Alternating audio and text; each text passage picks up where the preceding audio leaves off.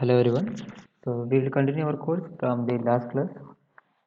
Today we will discuss the architectural plan of our G plus 4 RC apartment building and preliminary design of members.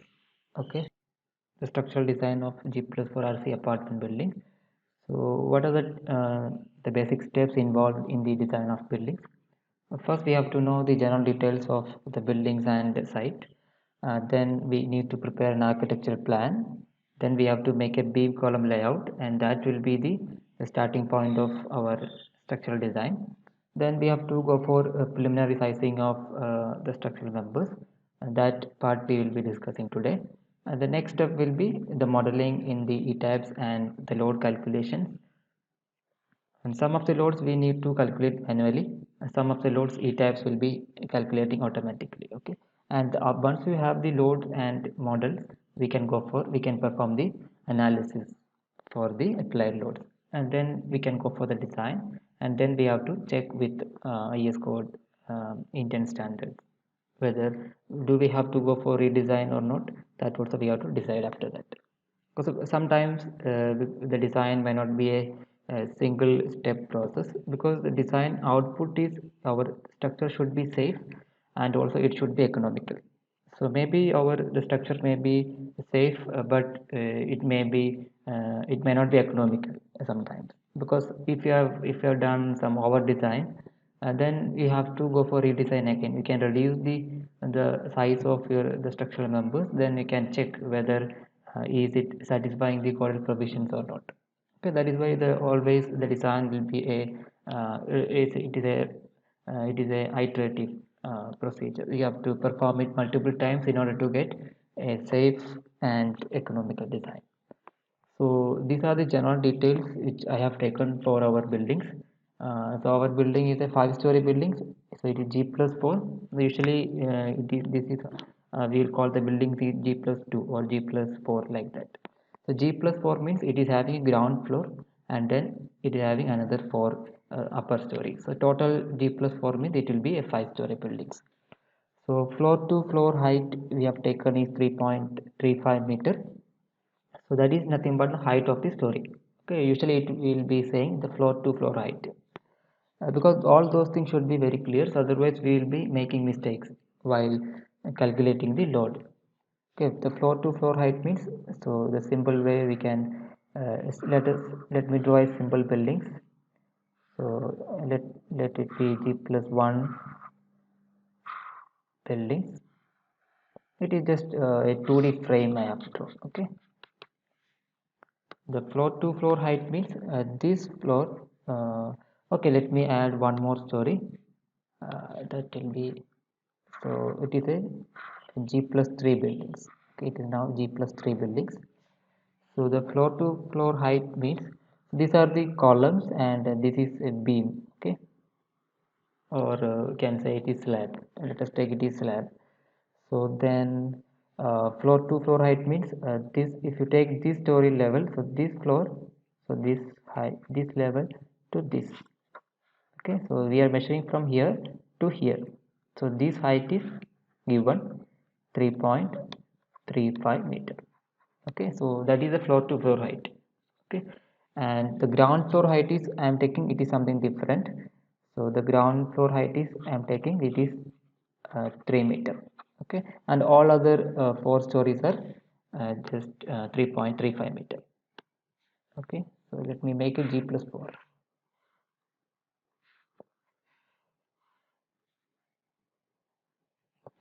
So all the upper stories are 3.35 meters story height, and the ground floor height is 3 meters. It can be same also. So I've just taken it is different. Uh, okay, and the base story height is taken as 3 meters. So in ETAB we have to model base story also. The base story, it is actually the this 2 meter. It is actually the distance from, or you can say the depth of foundation, simple way. So the distance from because this building, okay, let me draw it here. So once you come to the modeling part, I will be discussing about base story height. So when we are modeling in ETAB software, I will be discussing about base story height. Suppose we have a footing, something like that. Okay, and we will be having a plain beam, at this level. So this is nothing but this 2 meter I have taken, that is nothing but this distance. So depth of foundation 2 meter. Okay, the distance from the, here we'll be having a plain beams, so that also we'll be discussing when you come to the modeling. So the plain beam to the base of your foundation, that is I have taken 2 meter. So generally we have to model the base story high, base story in E-tabs.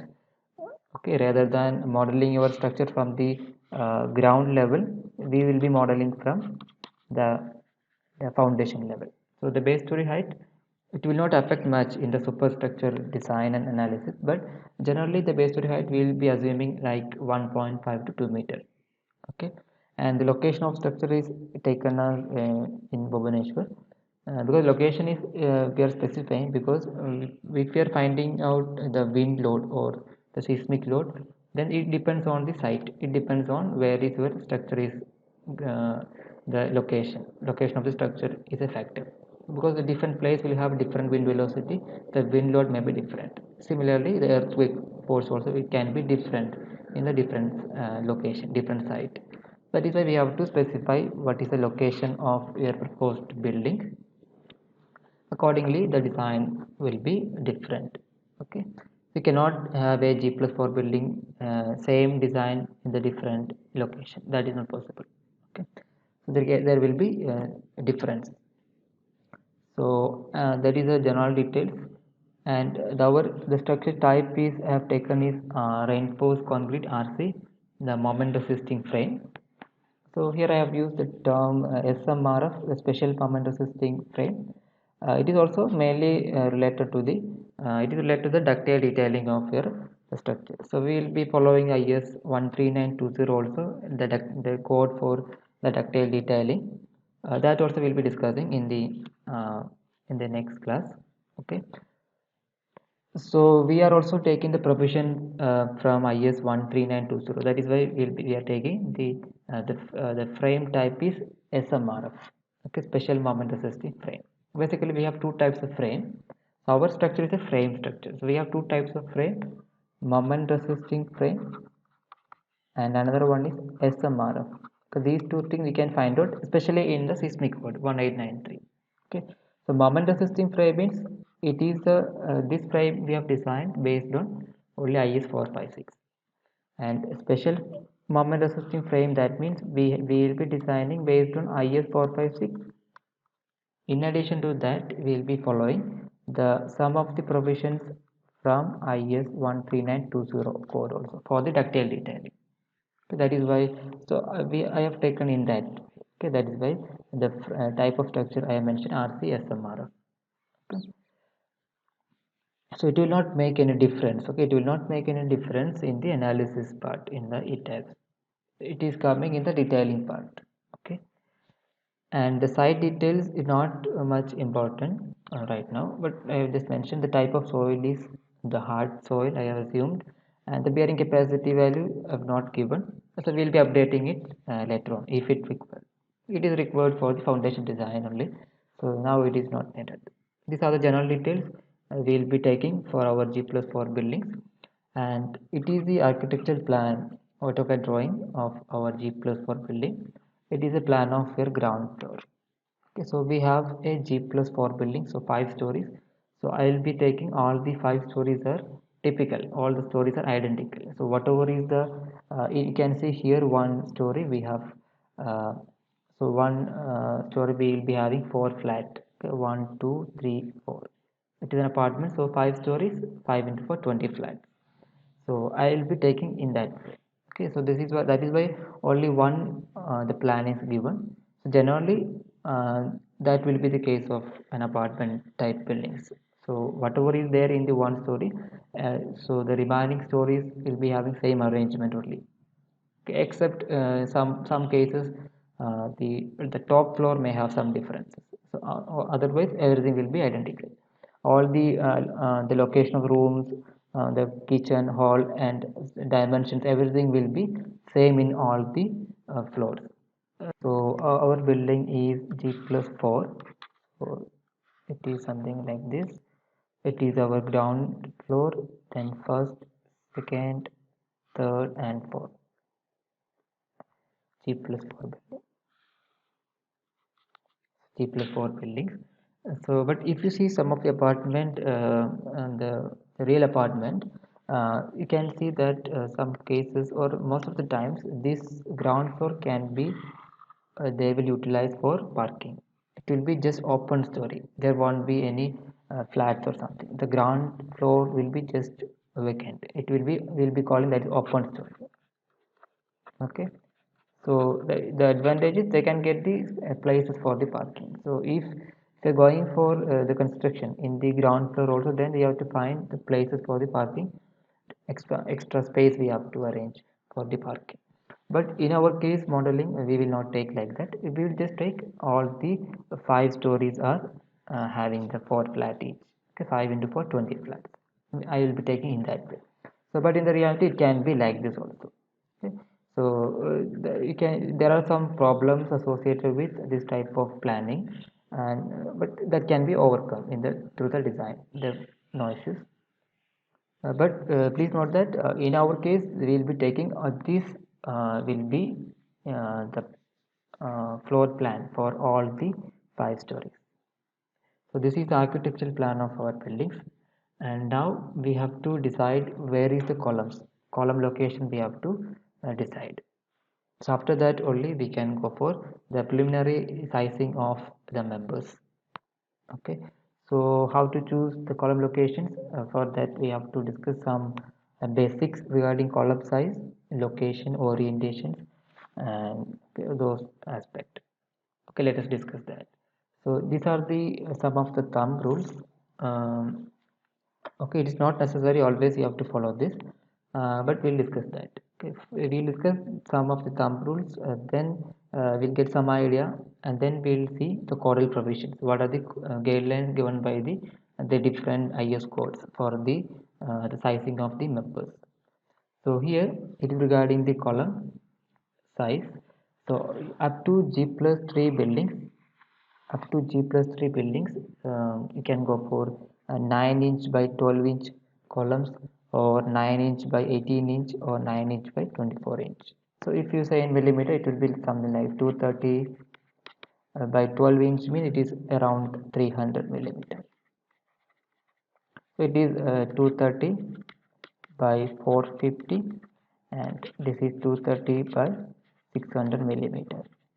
So up to G plus 3 building, these are the typical column dimensions for a residential building, small buildings. Okay, so 230 by 450, 230 by 600, like that we can choose the column dimensions. So why we are choosing the 230 millimeter? Like if you see this column, it may be something like this. Some of the buildings you can see column like that, very wide column. So one dimension is very less, 230, and another one is the 600 millimeter. It will be like that. Okay. So why we are choosing the 230 is because the wall thickness, typical wall thickness is 230 millimeter. So your column dimensions are, we are just keeping the same as the wall thickness. But if the building is high-rise building above G plus 3 and the large span beams. Okay, the large span beams, if the span of your beam is more than 16 to 20 feet, around 6 meter, 7 meter. If the span of the beam is more than 6 to 7 meter, then correspondingly you have to increase the column dimensions. Okay, so suppose like this, suppose if we have 2 columns here, and this is here will be having the span, because if the span is more, then a lot of moment will be transferred from the beam to columns. So accordingly you have to increase the column dimensions also. Okay, so if your building is above G plus 3 and the large span beams typically 5 to 6 meter, if it is more than that range, so then correspondingly you have to increase the column dimension. So it can be 1 feet by 1 feet, so in millimeter 300 by 300, or it can be 1 feet by 1 feet 6 inch, so 300 by 450, or 300 by 600. So these are the typical column dimensions. You can see like that column dimension 300 by 300 square columns, or 300 by 300 by 450, or 300 by 600, like that. These are the column dimensions we can provide. Okay, so So then if this column dimension is not sufficient, especially if you're going for very high rise, even further if you're going for high rise buildings, then maybe you have to increase the column dimensions. If suppose in any case if this column dimension is not sufficient, then you can increase the dimensions of these columns uh, in both the directions, increment of 150. Like the next higher column we can choose 300 by 450. Instead of that we can choose 450 by 600, something like that. We can choose the column dimensions. Okay. And if you observe some of the if you observe again, especially the apartment type building or some shopping complex, suppose if we have a G+5 buildings and the ground story is used for parking, and you can observe the ground story column dimensions. Usually the ground story columns will be having, it will be experiencing large amount of axial force. That is why the ground story column dimensions also will be very large. It is not necessary that you have to provide uniform dimension for the column in the entire structure. You can vary it along the height also. That is also uh, there in the practice. Generally, the ground story we have to provide large columns, and when you are going towards the top stories, we can reduce the column dimension. Okay, so everything you need to model in your e-types or any design software, then you have to check it whether it is safe or not. Otherwise you have to increase it and again remodel and perform analysis and check is it sufficient or not. Okay, so this is the some of the thumb rules we can keep in mind while you are choosing a column dimension for a building. Okay. So next we will be discussing the column location. So generally at or each room corners we have to provide a column. So that is a simple uh, thing you need to keep in mind. And then if again if the span is less than 21 feet, that again the span means the distance between two columns, column to column, or length of the span of the beam, we can say. If the span is, let us say, less than 21 feet, 21 feet it is coming approximately around 6 to 6.5 meter. Okay, so if the span is less than 6.5 meter, then always we can you can club the two rooms. Okay, so you can make two rooms, uh, you can avoid one intermediate column. So this I will be explaining in the architectural plan. So if the span is more, then you have to provide additional columns. Otherwise you can always club the two rooms, multiple rooms if possible. And another one is regarding the staircase location. You have to keep one column at each corner of your staircase, because the staircase will be carrying more loads. For the design point of view, you'll be taking around, for a residential building, 3 kilonewton per meter square, which is slightly higher than your other slab like bedroom or hall. So the load will be a little bit lesser than your staircase region. Staircase, the slab will be having large load, more load. So that is why we have to keep columns, 4 columns at each corner of the staircase, so that the load from the staircase can be taken by those columns. Okay, so that is a we have to, that is how we have to keep the column locations. So now we will discuss the column orientation. The column orientation means, suppose if we have a plan view, if it is a plan, it is a corner of a building, let us say. Okay, and suppose if you have a rectangle column like that, okay, rectangle column, something like this, and then we can keep your columns like this, or also you can keep your column also, you can keep like this also. Okay, that is the meaning of column orientation. Okay, so if you again you can check in any apartment building, if you are when you are going, you can just check some in the plan view. Always the column may not be, all the columns may not be in this orientation. Some columns may be this way and some columns may be in this way. The dimension may be same. Let us take for example 300 by 450. So in this case 450 is this dimension, here the 450 is this dimension. So like that the column orientation can be changed. Okay, so generally you can you can observe this photograph to take this corner. if I draw the plan, so I have a beam and I have two beams in this side, so these two beams, and this is the third beam, this one, and here I have a rectangular column. So what is the orientation of these columns? We are keeping the columns, you can see this is a larger dimension, it is a smaller dimension, so we are keeping the columns in this way. That is what we can see from this photograph. So that is the way we have to keep your columns, the larger side of column towards the larger beam.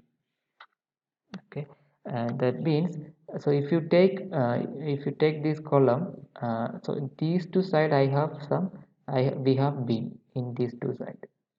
Okay, so if you draw another view, if you're looking from here and if you draw the elevation, you will find like this is my this column, and I have two beams in the two side, so maybe we'll be having some load also. Okay, so there will be some moment will be coming to the columns of this beam, and moment will be coming from this beam, but these two directions, these direction I have two beams, so this net moment will be much lesser to the column along this direction. But when you look at these directions and if you draw the elevations, it is like that. I have beam only one side, we have some loading, and this side I don't have any beam, so that means whatever is the moment coming, this will be the unbalanced moment. Finally what I am trying to say is, in this direction, because we have two beams in the two side, so some of the moment will be getting cancelled, the net moment will be much lesser, but along this side your net moment will be higher. That is why we have to keep your columns in this way. The larger side should be along this directions, so that the moment of inertia of your columns will be much higher, and also you can keep your reinforcement like that. The reinforcement will be located at a larger distance, so that will also give you larger moment capacity. That is why, so it is written larger side of column towards larger beam. Okay, so that is why that is the orientation. Okay, predominant effect, you can see this type of the structures, buildings like maybe some auditorium or marriage halls, something like that you can see. Okay, so it's the same thing you can see. So same thing you can see here also, it is a steel building, and you can see it is an I section columns, and if you draw the plan view of these columns, it will be something like this. Okay, so this is a beam, it is a beam for the roof. So, and along this side we have two beams in the two side, but this side only I have only one beam. So that is why we are keeping the larger dimensions of your I section columns along this side. Okay, that is a orientation of your columns. But sometimes we'll see the reverse direction. So even though this, especially in apartment building, if again you can see, even though this building is like that, suppose if you are in the outer wall, if you are in that side, so even though this, if you take these columns, um, if you take these columns, so these are the two beams I have, but here I have only one beams, but still sometimes we will keep like this only. Okay, because if you keep like this, again we will be having some projections towards inside of the room. To avoid that, we can keep columns like that, but in the point of view of that the stiffness or moment of inertia, this is the correct way. But design point of view, again you can keep either way, you can design accordingly. Okay, design point of view, there is no issue, because we have to see, we have to avoid these extra projections also towards inside the rooms. That is why, so instead of that, instead of this arrangement, we can go for this orientation. Okay, so design point of view both are correct, but if you are looking at the moment of inertia or the stiffness point of view, this will be a better option. Okay, so now we will look at our architectural plan, and let us decide the column locations. So this is my typical floor of a G plus 4 building. So what is the how to decide the column locations, how to decide the column locations. So every corner we can keep one column. Suppose if you take this part, here we have a bedroom, so we can keep one column is necessary at this corner, and next one you can keep it here, and one column also you can keep here, and one column you can keep here. Okay, 4 columns. And the next you can keep column here, and you can keep column here also. But here if you see, if I provide column here, then this span will be only 1.5 meter. So instead of keeping a column here, I can provide column here and here, and here we can avoid the columns. Here I don't need any columns. We can easily club these two rooms, this bedroom and this toilet, we can easily club. So this is 1.5 meter. It is this length is 3 meter. Okay, the dimension of room is like that. 3 meter by 2.5 meter means this is 3, horizontal dimension is 3, 2.5 is this vertical. Okay, that means this for the bedroom 4 by 3 meter, this is 4 meter, and this is 3 meter. So this is 3 and plus this is 1.5. So total length is only 6, 3 plus 1.5, 4.5 meters. So that is less than 6 meters. So we can club these two rooms together. Okay, the point is we have to provide the columns, but wherever possible you should avoid the columns. Extra columns are not need to provide. Unnecessarily don't provide so many columns. So that is why I'm not providing column here. And same thing we can do here also. This is 3 meter, it is 1.5 meter. So the next column only here. No need to provide here, and next column will be here. And one column we can provide here, and again same thing here, 3 meter and 1.5 meter. Here we can avoid the column and we can club this kitchen and this toilet. So this is another columns, and here we'll keep one column, and this column can keep one column here. And when you come to the staircase region, we have to provide 4 columns at all the 4 corners. So we are keeping column here, and the next column will be coming here and here. So here, and next you can keep it here. So we can keep one column here, so one can be here.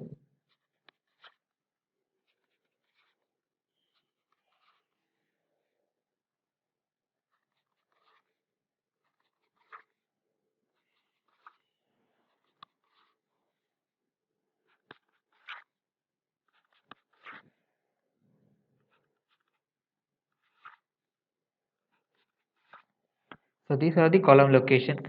Typically we have to keep the columns at all the 4 corners of the room, but at the same time, if possible, you should club 2 rooms together. That is a simple thumb rule. You can keep up to 6 meter dimension, you can club these 2 rooms. But I cannot club these two. I cannot avoid this column, because if you avoid this column, this single span of this beam will become around 8.5 meters. So the span of the beam will become very large, 8.5 meters. And if the span is very large, then what will happen? The moment in the beam also will be very large, and depth of the beam requirement also will be very much higher. That will not be good. Okay, if the depth of the beam is very high, then what is the problem? Suppose if you take this case, suppose if you are inside this dining hall, and here we have a beam. Okay, if let us say here we have a beam. Okay, so here we have a beam, and that beam will be passing through inside this hall. So if I draw the elevation, suppose if you are inside this dining hall, this will be my slab, let us say, and then this is my beam. So this is the depth of your beam. Okay, and total story height will be, this is the lower story. Okay, this is the lower story floor. It is one roof slab. Okay, it is one slab and it is another slab. Okay, and this is the total floor to floor height is how much? 3.35 meter. And suppose if the span of depth of, suppose if the depth of the beam, this total depth is very large, let us say it is a 800 millimeter, for example. Then what is the problem is total height is 3.35, and your clear height of your room will be very much less, 3.35 minus 0.8. So you will be getting around 2.4 meter only, 2.4 or 2.5 meter. So the usable space or the clear height of your room will be reducing if the depth of the beam is too large. That is why we have to reduce the depth of the beam. To reduce the depth of the beam, we have to control the span of the beam. To control the span of the beam, you have to provide sufficient columns. Okay, so if you do not provide the column, the span will be becoming large, and once the span is large, automatically your depth requirement will be higher, and once your depth is higher, your usable space or the clear height of your room will be reduced. That is not good from the architectural point of view. So that is why we have to provide sufficient columns. This is the purpose. But at the same time, you should avoid the columns if it is not required. That is why you can club these two rows. Okay, so this is the column location. Now we can draw a beam column layout, just connecting all these location, all those column locations. We can just draw a something like a grid, and that will be the beam column layout. So this is my beam column layout. Okay, beam column layout. So once you develop the column locations, you can draw the beam column layout. So in this layout, we will be showing only the column locations. These are the column locations, and all the columns are connected by primary beams. Okay, all the columns are connected by primary beams. So, and these lines are indicating beam, and these rectangles are indicating columns. So the spacing you can see here, it is this length is 4 meter, and this is 4.5, and this part is 2.5 meter, 2.5 meter, and again 4.5 and 4. So 4 meter, 4.5, 2.5 meter, and 4.5 meter and 4 meter. So along y directions, it is 4 meter and 4.5 meter, 4.5 meter and 4 meter. So this is the beam column layout. Okay, or this is the beam column layout. So now we will discuss the next the part, that is the preliminary design or preliminary sizing of the structural members. So here, so we have seen already, we have seen how to choose the column dimensions. We have seen some thumb rules. Up to G+3 building, you have to go for 230 by 300 or 230 by 450 or 230 by 600. And if the span is larger, accordingly you have to increase the column dimensions. And some thumb rules we have already seen. And here, okay, so now we will see what is the codal provision, what the code is saying about the preliminary sizing. Because before going to the design, we have to do the design, we have to model our structure in any software. So to model that, we should know the dimensions of beams, column, slab. We should know the dimensions. So that dimension we have to guess in the beginning. It is not a guess means you have to decide from your experience, and for that we have to depend on your caudal provisions. And also we will also make use of the thumb rule. Caudal provision will give you the minimum values, and with the help of thumb rules we can get a suitable dimension for the preliminary design. So for the preliminary sizing, we will be following IS 456 provisions and also IS 13920 2016 code. This is the code for ductile detailing. So I will be providing that. You can go through it. First, we will look into the floor slab. So we have a clause for that. We have to see the clause number 24 of IS 456 2000 for to choose the slab thickness. Here we can find two nodes, and the first node is saying for this slab spanning in two directions. That means if your slab is two-way slab, then we have to take the shorter the span to calculate the span by depth ratio. Okay, that means if you have a slab is something like that, let us say it is length, it is a width. So generally, what do you mean by two-way slab? If B by L ratio, this may be less than 2. So then your slab is two-way slab. So if you look at our building, the beam column layout, all these spans B by L ratio will be less than 2.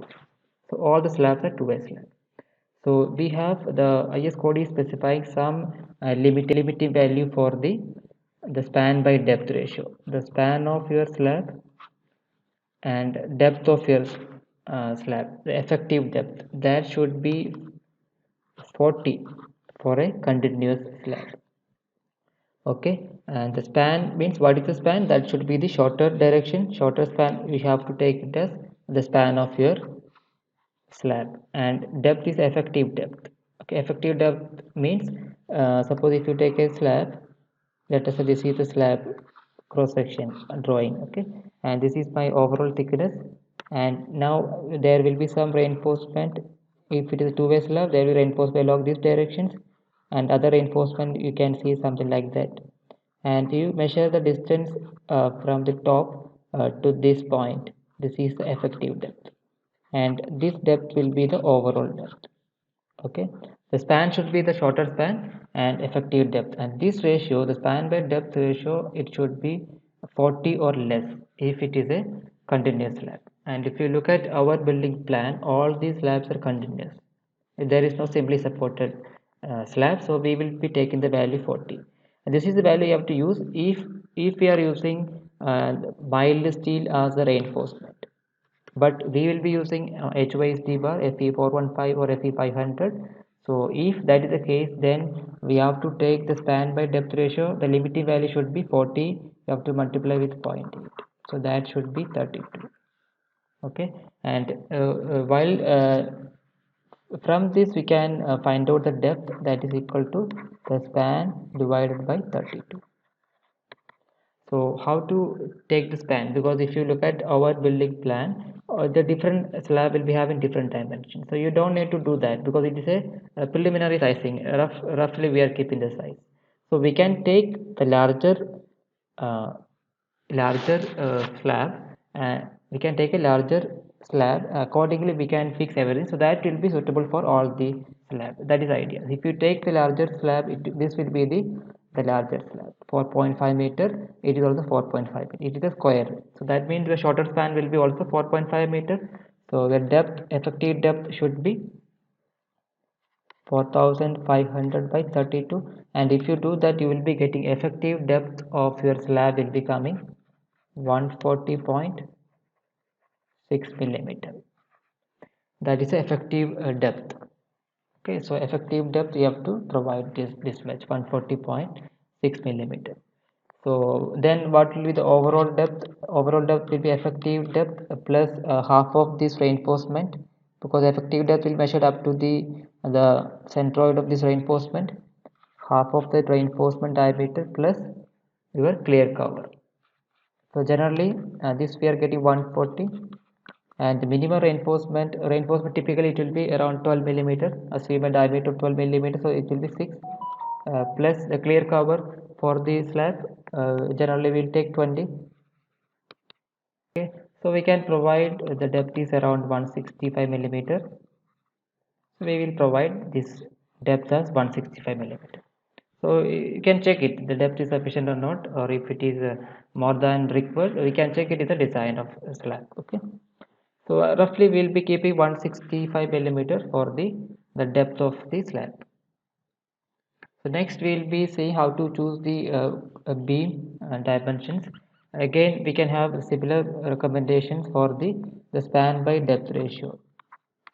The span by depth ratio for the beam, if it is a continuous beam, in our case all the beams are continuous. If you see our plan, all the beams are continuous. There is no simply supported beam or no cantilever beam, so all the beams are continuous, so we will take the span by depth ratio as 26. So what is this clause is saying? Your span by depth ratio should not be more than 26. It should be less than or equal to 26. If it is less than or equal to 26, then that means automatically the structural members will satisfy the limit state of serviceability. The deflection criteria will be automatically satisfied. That is why we are specifying span by depth ratio for slab. It should not exceed 32 or 40, or for the beam it should not exceed 20 if it is simply supported beam. the span bed depth ratio should not exceed 26 for a continuous beam because we are not designing for the limit state of serviceability. If you check IS 456, that design is based on limit state method. So in the limit state, we have two limit state. One is the limit state of strength, that is for flexure, shear design, torsion, axial force, etc. And the next one is limit state of serviceability. So we are designing for limit state of strength, and we are just doing a check for the limit state of serviceability. But if you're keeping the dimension of your structural members based on the span by depth ratio, most of the cases automatically it will satisfy the limit state of serviceability condition. So you don't have to design for that. So that is why we have to keep values of span by depth below the limit specified in the code for the beams and slab. Okay, so we will keep 26, and again if you see the plan, you will find that the larger span will be 4.5 meter. All other beams are 2.5 meter, 4 meter, less than that. Okay, so this span will be 4500 millimeter by depth equal to 26. Okay, and from here you can find out the depth of your beam. It is coming around 173 millimeter. Okay, that is the this clause is saying. So as per this clause, we have to keep minimum depth of the beam should be 173. Okay, so of course we know our building is G+4 building, so 173 millimeter is not sufficient because the slab itself is 165. A beam we have to provide more than that. From the experience we can say that 173 will not be sufficient anyway, but that is a minimum requirement. Okay, it is only minimum, it is not like you have to provide only 170 or 180. Just above that, that won't be sufficient. It is just minimum. At any case, your depth of your beam should not be less than this value, because if your the span of your beam is larger, then of course you have to increase the depth correspondingly. Okay, and in the another clause of IS code 13920, the first clause is saying the beam the width by depth ratio should be more than 0.3. That means if you take a beam having some width b and some depth, so the first clause is saying your b by d ratio should be more than 0.3. And if you see the second clause, it is saying the width of the beam should not be less than 200. The width of the beam should be more than 200 millimeter. Okay, and in the third clause it is saying the beam depth of the beam, it should not be more than 1 by 4th of clear span. It should not be more than 1 by 4th of the clear span. So if you take our case, the clear span will be around, it should not be more than 1 by 4th of clear span is around 4500. If you do that, you will be getting, it will be coming something around 1050. The depth of the beam also should not be more than this value for our case. These are the conditions also we have to follow while assuming the dimensions for the beam. Okay, so let us assume the dimensions of the beam. So B, we can assume B is 300, 200 is a minimum, so let us assume 300 millimeter. Okay, and the depth of the beam, let me assume it is 400 millimeter. Okay, so that is a typical dimension you can find for the beam, 300 by 400 or 300 by 450 millimeter. So you have to take the values like that. So then we can check it. If B is more than 200, yes, we have provided 300, and B by the ratio for our beam, that is 0.75, that is also more than 0.3, and depth of the beam is not more than 1 meter, yes, it is less than that 1050. So this dimensions all satisfying all those conditions. Okay, and depth is more than 173 also. So this is how we have to assume it. So this one value 300 by 400 I have assumed from the experience. Okay, so if it is not sufficient, we'll increase it later on. If this beam the dimension not sufficient, what we'll do, 300 width and the depth will increase. So we'll make it 450 or we'll make it 500 millimeters. So like that you have to go for the next trial. As a starting point, we can assume like that 300 by 400 millimeter. So after doing after doing a few projects, what you will do is we will not even check all those correl provisions. By experience, we can directly assume the dimensions of your columns, beams, and slab. That will be coming from the experience. So right now we have to depend on the correl provisions. in the beginning, in the beginning of your the design. Okay, we are just in the learning stage, so we will be taking the help of the coefficients, and we will make sure that all the assumed dimensions are satisfying these coefficients. It is just minimum values, not the required value. It is just minimum value. So next we can go for the dimensions of the columns. So now we have fixed the column dimension. So now we have fixed, this is my beam dimension 300 by 400, and slab thickness I have taken 165 millimeter. Next we will see what should be the column dimensions of your columns. So again, for that you have to refer the 13920, the 7.1.1, the close number. It is saying that the minimum dimensions of the column shall not be less than. The columns can be square columns like this, B by B, or it can be a rectangular column also. It can be B by D. So whatever it is, the minimum dimension of the column, the minimum dimension, let us say the minimum dimension D should not be less than, the first clause is saying 20 times the diameter of the largest longitudinal reinforcement. The minimum diameter of the steel bar in the columns at 12 millimeters. So if you assume the minimum diameter 12 millimeters, so you will get this should be around, it will be coming 20 times 12, so it will be coming 240 millimeter. The minimum dimension of the column should not be less than 240 millimeter, and that is the first point. Second clause is saying the minimum dimension should not be less than 300 millimeter. So at any case we cannot provide a column dimension less than 300 millimeter as per this code. But in the real design, so if it is a very small building, residential building, as we discussed in the previous slide, the width will be keeping same as the wall thickness. 230 millimeter columns also we used to provide in the site. But that is not actually as per the this color provisions. If you want to strictly follow the ductile detailing, then we have to provide the minimum column dimension should be 300. You can provide 300 by 300, or you can provide 300 by 450. You can provide 450 by 600, like that you can provide. But minimum should be 300 millimeter as per our codal provision. So now we will assume the column dimensions are 300 by 450. This is my starting point. The starting point of my design, I will be taking 300 by 450 millimeter as the column dimensions. Again, I will be assuming all the 5 stories will have uniform columns. To avoid the complexities, we will take all the columns are uniform. All the 5 stories will provide same columns. But in the realities, it can be different, especially the ground story columns can be larger dimensions. Okay, that we will discuss later. So this is the column dimension we are taking. In the first trial, we will take this column dimension 300 by 450 millimeter. So now we got all the dimensions of beam, columns and slabs.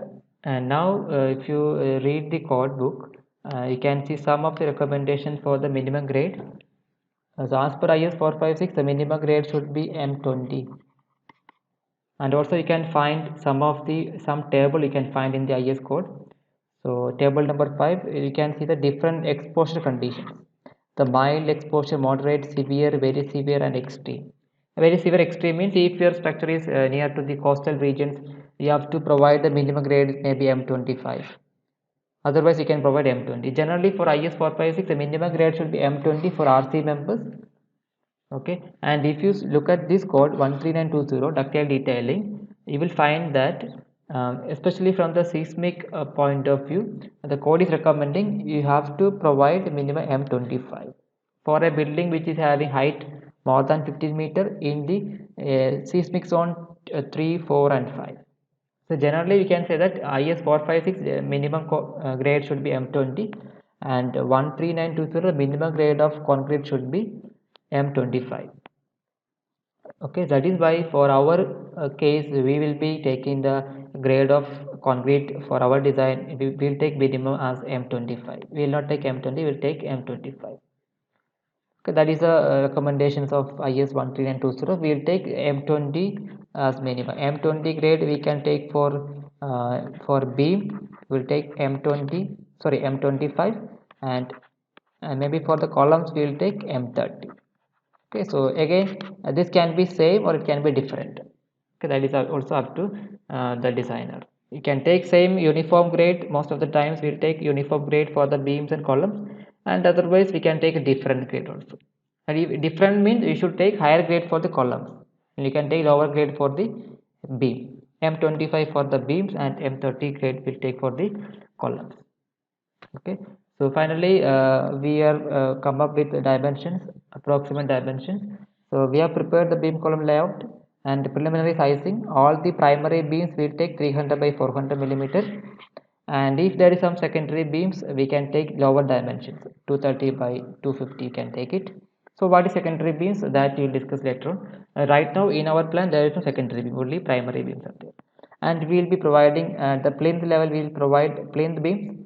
This is also can be lower size, so I have just reduced 50 millimeter. So the plain beams I have taken 300 by 350 millimeter, and the column dimensions we will take 300 by 450 millimeter uniform along the height. All the stories will have uniform dimensions for the columns, beams. Okay, column beams everything will take uniform size in all the stories except plinth beam. So when you come to the building details, M25 is the grade of concrete for the beams and M30 for the grade of concrete for the columns. And when you come to the rebars, we'll be using Fe415 maybe for the stirrups, and Fe500 we can use for the longitudinal steel rebar. And the parapet height we'll assume it as 1.2 meter, and slab thickness is 165 millimeter we will take, and external wall thickness we can take it as 230 millimeter, that is a typical wall thickness, and external plaster thickness 25 millimeter.